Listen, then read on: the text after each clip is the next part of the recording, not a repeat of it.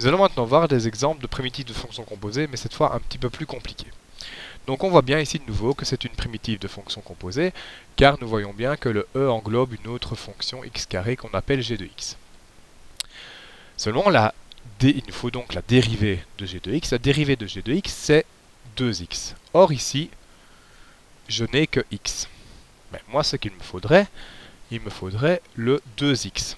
Je peux très bien rajouter mon 2x ici pour pouvoir faire ma formule, mais le problème c'est qu'ajouter 2 comme ça, je ne peux pas.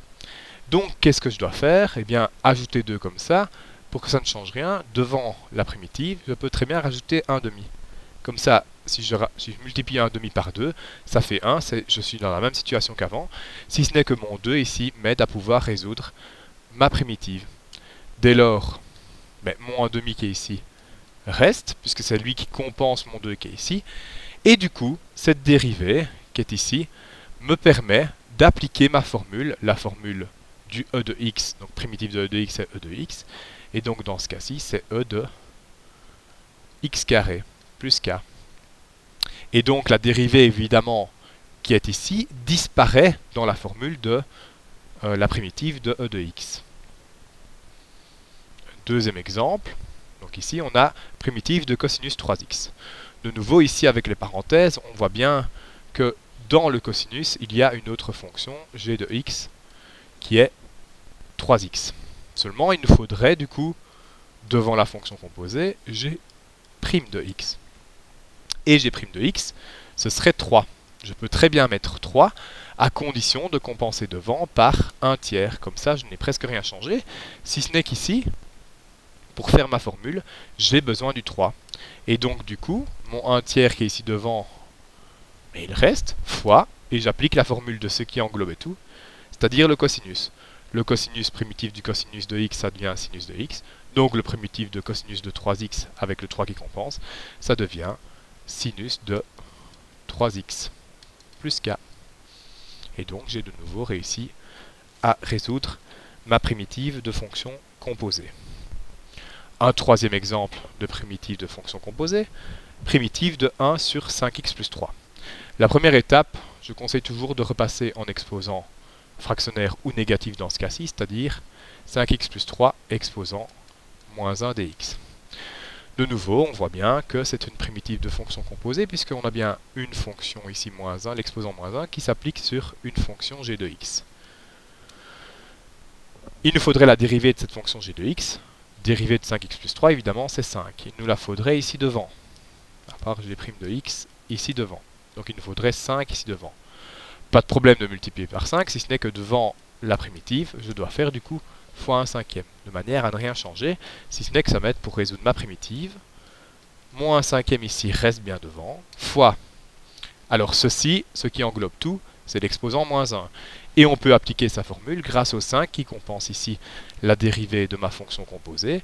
Et donc, la formule pour l'exposant moins 1, on ne peut pas utiliser la formule x exposant n, puisqu'elle fonctionne uniquement pour des entiers différents de moins 1.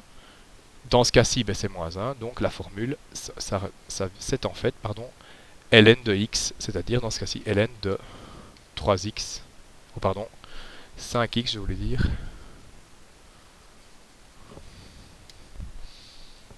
ln de 5x plus 3, le tout plus k.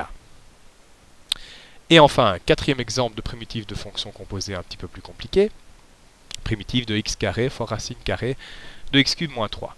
De nouveau, on voit bien qu'il y a une racine, et dans cette racine, il y a une fonction g de x. Il nous faudrait donc la dérivée g' de x ici devant, qui serait en fait 3x carré. Mais je n'ai que x carré, pas de problème. Je peux compenser par un 3 et mettre un tiers ici devant. Du coup, qu'est-ce qui se passe? Eh bien, mon 1 tiers reste, fois, vu que j'ai ma dérivée ici devant de ma fonction composée, je peux appliquer la formule de la racine carrée. La racine carrée, en fait, de nouveau, on aurait très bien pu l'écrire dès le début, sous la forme x cube moins 3 exposant 1 demi dx. De cette manière, je peux appliquer la formule de l'exposant 1 demi, qui est en fait x cube moins 3 exposant 1 demi plus 1 sur 1 demi plus 1, le tout plus k. J'ai donc 1 tiers fois 1 demi plus 1, c'est x cube moins 3 exposant 3 demi sur 3 demi, le tout plus k.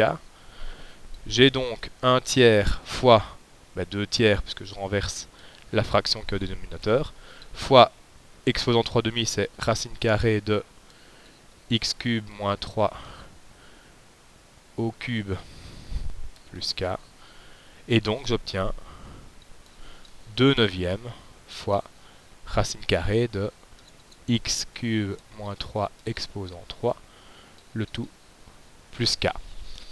Voilà 3 exemples complets de 4 exemples plutôt complets de fonctions composées où on doit chaque fois compenser avec un coefficient et chaque fois évidemment remettre un nombre devant pour pouvoir justement compenser cet ajout de coefficient qui nous permet de résoudre notre primitive.